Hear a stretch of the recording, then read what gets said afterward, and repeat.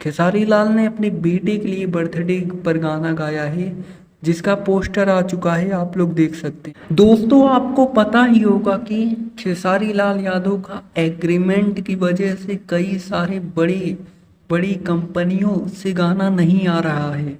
इस कड़ी में अब आपको बड़ी खुशखबरी जो है खेसारी लाल यादव से जुड़ी एक मिल गई है, और इसी खबर के बारे में आप सभी को बताने वाले हैं कि बहुत बड़ी खबर निकल कर आ रही है।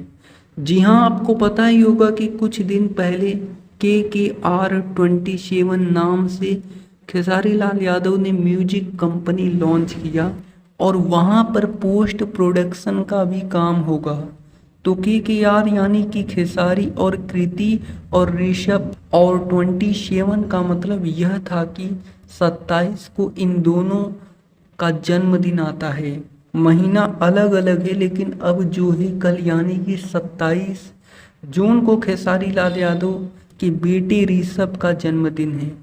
तो इस जन्मदिन के मौके पर आपको एक शानदार कमाल का बर्थडे गाना आप सभी के बीच रिलीज होने वाला है खेसारी म्यूजिक वर्ल्ड के यूट्यूब चैनल पर। दोस्तों, खेसारी लाल ने अपने बेटे के लिए बर्थडे पर गाना गाया है, जिसका पोस्टर आ चुका है, आप लोग देख सकते हैं। खेसारी लाल यादव और ऋषभ गोद लिए हुए हैं, और यहाँ पर आप देख सकते हैं खेसारी लाल यादव ऋषभ, और लिखा है हैप्पी बर्थडे बेटा। एक तरीके से ऋषभ गाने का नाम ही है हैप्पी बर्थडे बेटा ऋषभ, यानी कि अब अपने बेटे ऋषभ के जन्मदिन पर खेसारी लाल यादव का गाना आने वाला है, जो खेसारी लाल यादव की आवाज़ में होने वाला है।